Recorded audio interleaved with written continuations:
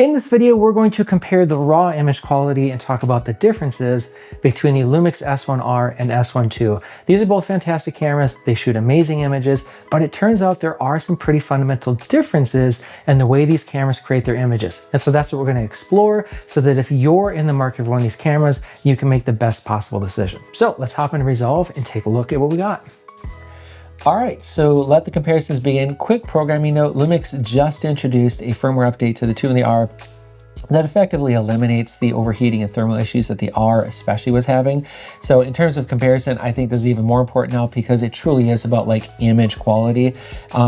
Obviously we'll follow up with the heating stuff as it goes on, but again, from all the tests that I've seen and even from my own testing here today, this thing is way better when it comes to thermal performance. So yeah, I think much more important when it comes to like color and raw image quality. So with that said, the test you're gonna see here is rapid fire A/B. It's just gonna be the 2 first and the R. We're not talking about good or bad, better or worse. It's just differences. And if there are differences, how you could like adjust those out just so you can understand what those differences are better. So let's get started. So first things first, I would say overall, the image colors out of Vlog in Cinema 4K in this case between these two cameras is very similar with one exception, and that is the density of the primaries. So what I've noticed in this shot and many others is there's just a little bit more of a push towards the primary colors being a little bit more saturated in the 2 compared to the R. So here's the 2, here's the R. Here's the 2, here's the R. You'll notice in the green and the blue here, there's just a little bit more density, right? A little bit more saturation. You can also see it play out in the yellow here. Let me really zoom in so you can clearly see it. Here's the 2, here's the R. Notice the R is just a little bit less saturated than the 2 here, right? 2, R, 2, R. As far as a difference in like grading this out, incredibly simple, right? So to me, this is like a classic saturation versus luminous thing.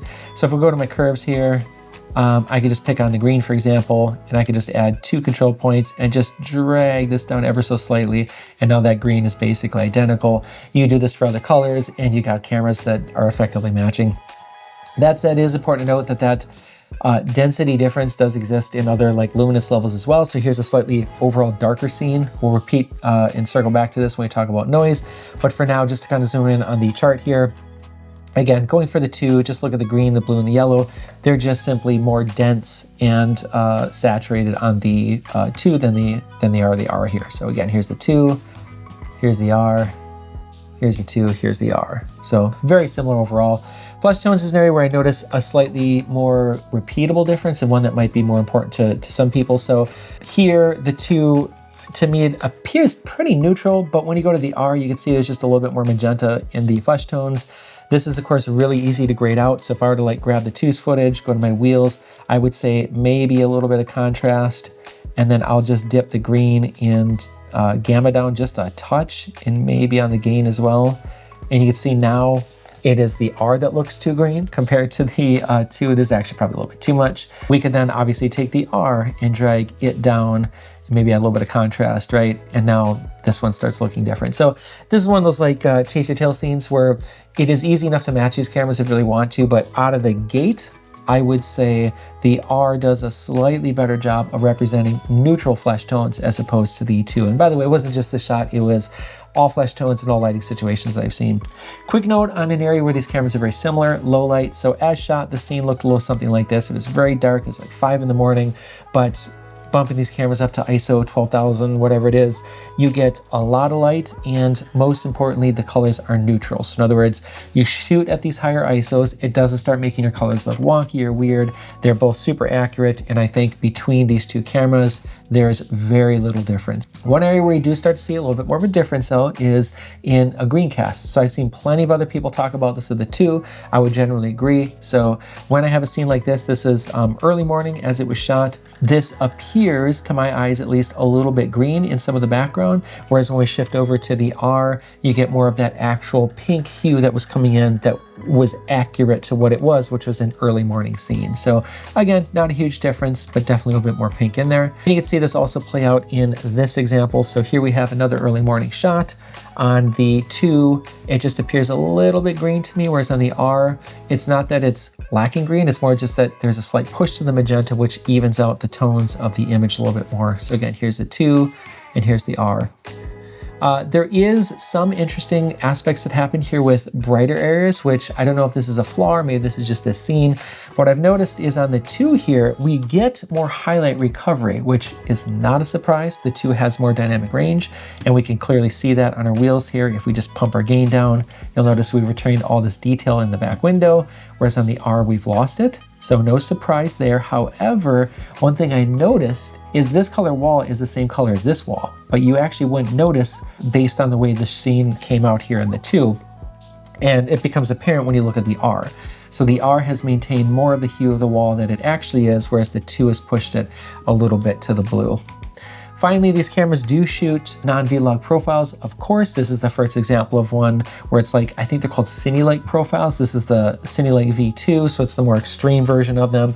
The reason why I shot this is because as I was doing testing, I noticed that I was having a harder time telling the difference in the Cinelike profiles than the V-Log. And this is a perfect example of that. I shot the scene, I didn't label which camera was which, and I did that because I said, if I could go back in a few days and tell which one was which, then I would say there's an appreciable difference. And guess what? I can't. So here is A, B. I don't know which one is which. I never will, because the cameras are very similar when they're shooting in these color modes. So that's good if you're shooting in them. So in summary then, a little bit of a green cast on the 2. I've seen other people talk about it. It's very easy to grade out. Flash tones though, primary colors, a little bit saturated in the 2. I wouldn't say necessarily towards more accurate. I'd say the R is more accurate there, both in the flash tones and the saturation, but very easy to grade both of those out. All right, so next up, let's talk noise. The bottom line here is the R has less noise and the noise is smaller than the 2. It's easy enough to say, but what does it mean practically? Well, if we kind of look at one image, I think that does a good job of describing both of these. It's probably this right here. So we have this white bag that goes from light to dark. And if we just do like the basic A/B comparison between the 2 cameras, here we have the 2, here we have the R, here's the 2, here's the R. I know YouTube's gonna be fighting us and taking a lot of this noise away, so I'll just zoom in a little bit more. Here's the 2, here's the R, here's the 2, here's the R. So the R obviously has less noise. These are both, by the way, at 640. To be clear though, you can obviously just add a denoise node, and now you're gonna even these 2 up. So again, here's the 2, here's the R.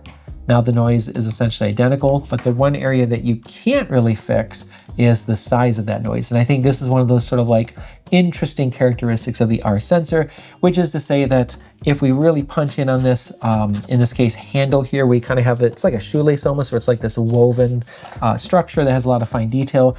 When we play this on the 2, when we really zoom in, you'll notice here that the smallest details of this object are about as big as the noise size.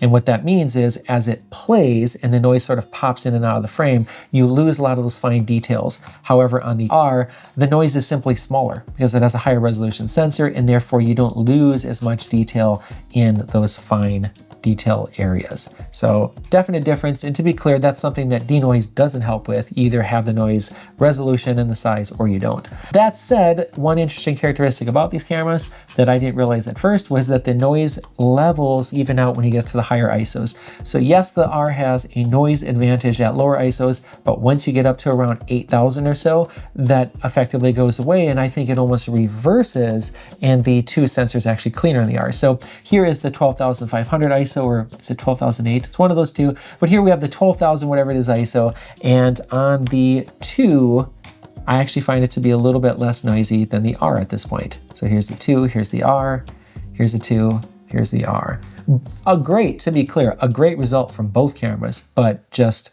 keep that in mind when you're talking about noise. One area where I found a bit of artifacting, because I always like to find examples of that as well, what you could see is the R has less noise, but then critically, there's like this green sort of web pattern that's introduced itself in the 2 sensor. And you'll notice here that when I play, it sort of dances and moves around, and it's sort of like comprised of like light green, dark green, pale greens, sort of like all over the place. And this is something where I've seen this before in other sensors. It doesn't get triggered again on all colors and luminance levels, but it's definitely here in this shot. And it does sort of contribute to this overall green cast in some of the images that you get. Finally then, just to do a like for like ISO comparison, as I mentioned before, the ISO levels of these cameras falls like a curve where it's like the R is down here and the 2 is here, but as you go up the ISO level, it goes like this. They just sort of join. That's effectively what this is going to demonstrate. So as we punch into an area here, you'll notice that the noise level at 640 on the 2 is more than the R at 640. So by an appreciable amount, it's just smoother. But when you go to ISO 4000 on the 2, it starts becoming much closer to the R at ISO 4000. So here's 4000 on the 2, here's 4000 on the R. Yeah, the R is still cleaner here, but it's not nearly as pronounced as it was before. So yeah, long story short, noise is different between these two cameras. There's less of it and it's smaller, and this sort of contributes to, I think, like a signature look of the R, which is like this really clean image, but I wouldn't say necessarily over sharp. It just comes across as very sort of like artifact free. All right, so last but definitely not least, certainly for me, is resolving power. And this is where I think the biggest difference between these two cameras is, or the sensor specifically.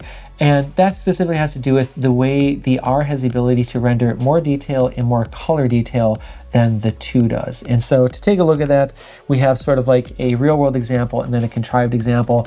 The real world example here is this sort of mountain scene where I'm gonna draw our attention to this little spot in the mountain right here. And what I'm specifically referring to by color detail is, yes, you have sharpness in terms of like, you see, I don't know, like down here, individual power lines and like, you know, the detail in the cell tower. These cameras are both amazing for that, to be clear.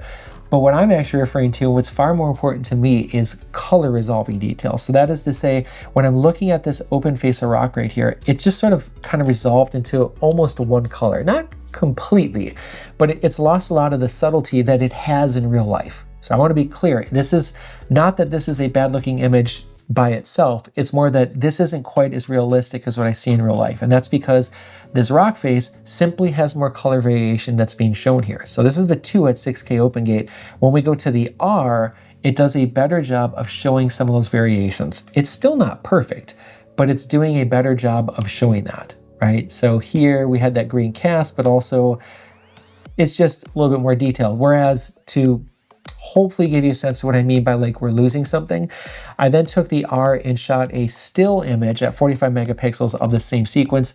Different time of day, unfortunately, but this hopefully shows you what I'm talking about when I'm saying color variation. So here you can clearly now see that this isn't just like a featureless flat rock where there's like a smearing of green. It was actually rolling, undulating hills that has like some areas of denser green vegetation, some areas of exposed rock, and so on. And so to dive into that a little bit more, I created a slightly contrived scene where I wanted to see how much detail could I pick up from the small little label in a really challenging lighting situation. So we have a 50mm lens of both of these cameras, same distance, and we're just trying to see how much of this label we can read, where the individual letters are like a 1/4 inch tall from 8 feet away. And I will say the first shot that we have here is the R. This is a really, really impressive result. So we can clearly read most of the words on this label.